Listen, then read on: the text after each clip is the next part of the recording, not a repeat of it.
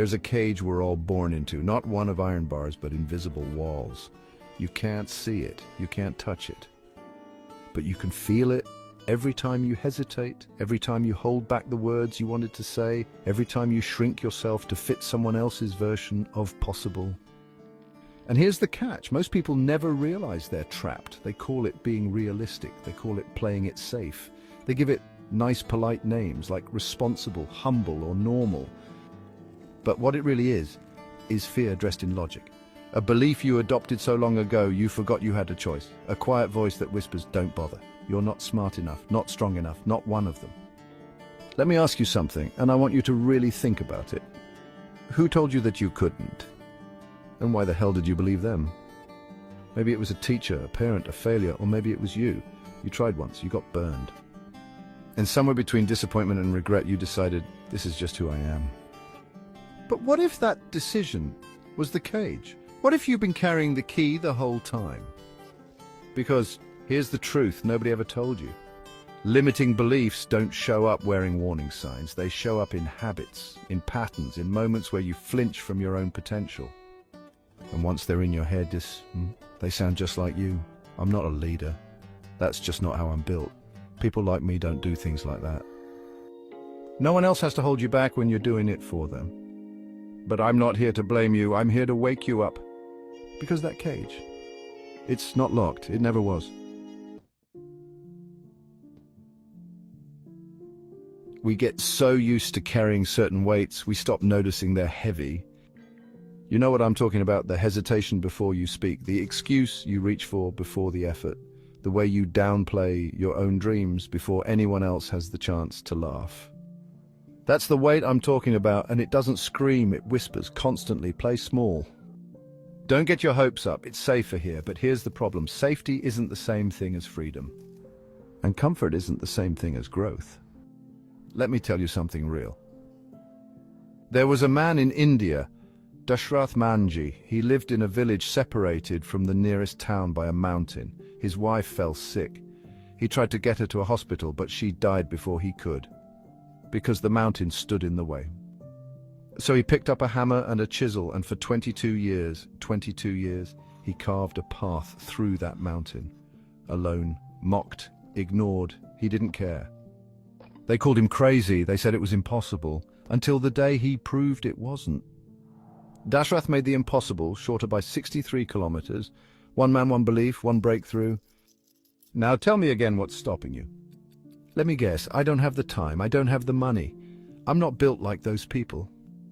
That's the weight talking, that's the lie you've carried so long it feels like a part of you, but it's not. You weren't born with that belief, you adopted it, and anything adopted can be let go. If you don't face it, you'll feed it, and what you feed controls you. So I want you to say this out loud, yes, right now. I don't live in a cage, I don't carry this weight anymore. Because when belief becomes your burden, it's time to trade it in for conviction. You're not stuck, you're just still standing in place. And the mountain in your way, it's waiting to be moved. Every breakthrough begins with a moment, not always loud, not always dramatic, but unmistakable. It's that moment when the excuses no longer sound smart, when your fear starts to feel smaller than your frustration, when you stop asking, what if I fail, and start asking, what if I don't? Let me tell you about Cliff Young. He was a potato farmer, 61 years old, no coach, no sponsors. He showed up to one of the most grueling ultramarathons on earth, 544 miles from Sydney to Melbourne.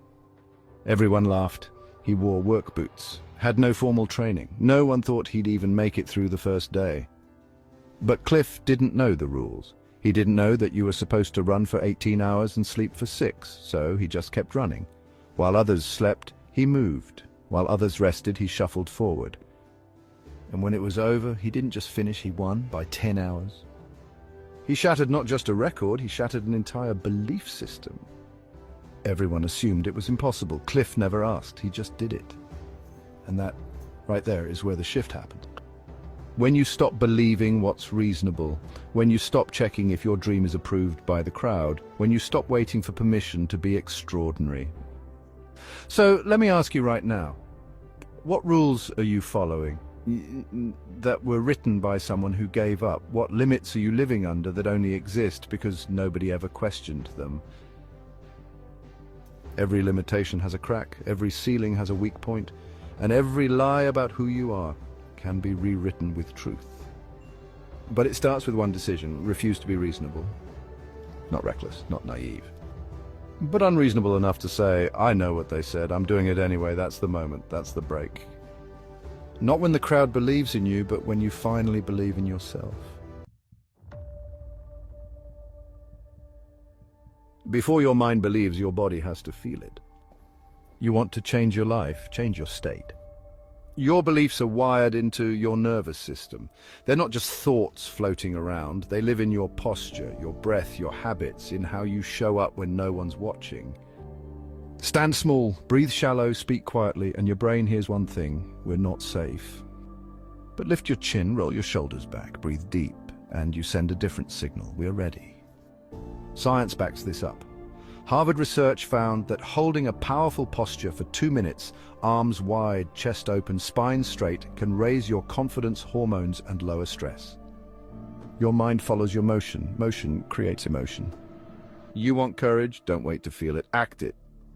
You want clarity? Don't wait for inspiration. Move first. Inspiration follows motion.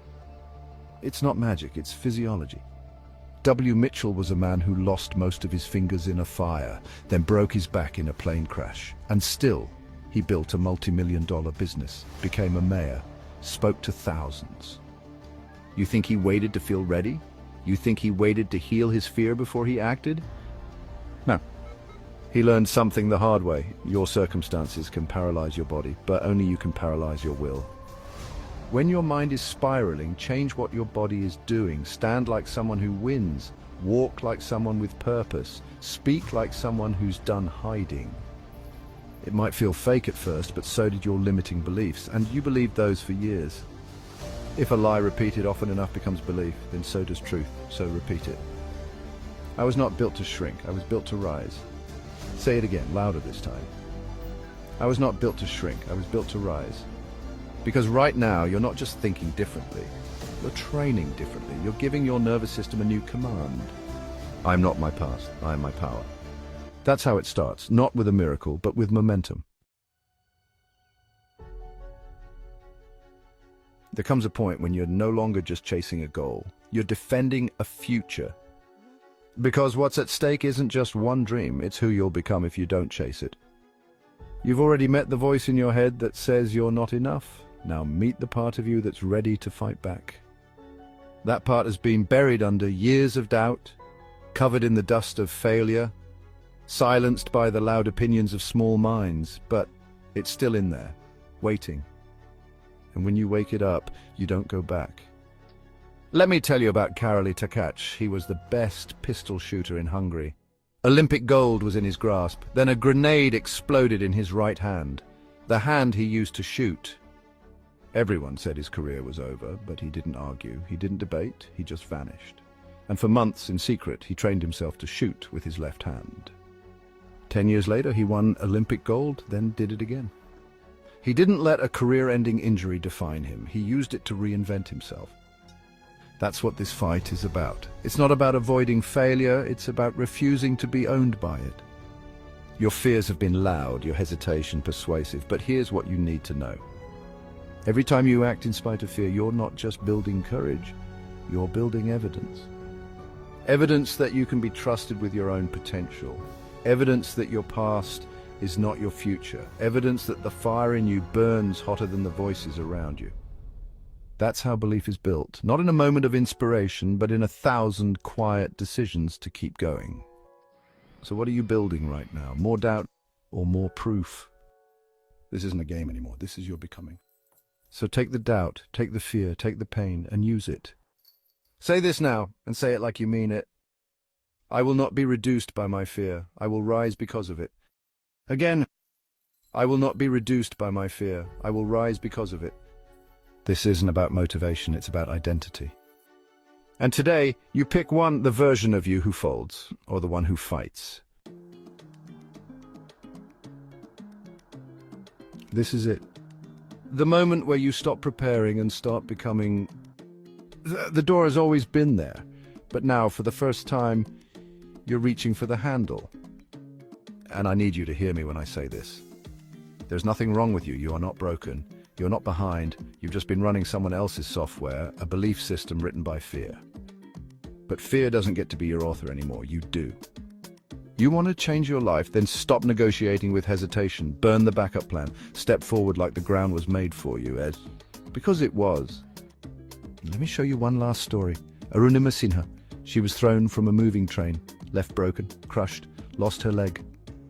And while the world told her to recover, she made a decision. She said, "I'll climb Mount Everest." 2 years later, prosthetic leg and all, she did. Then she climbed every major peak on Earth because she refused to let her tragedy become her identity. She didn't just climb a mountain, she became one. And so can you. You are not your pain, you are not your past, you are the one holding the hammer. And right now, that wall in front of you, the one built with every no, every failure, every quiet surrender, is ready to fall. But it won't fall from hope, it won't fall from thinking, it will fall from decision. So decide. Who are you when the excuses run out? Who are you when fear has nothing left to say? Say this with me, loud and final. I break the wall, I break the limits, I break through, again. I break the wall, I break the limits, I break through. One more time, feel it this time.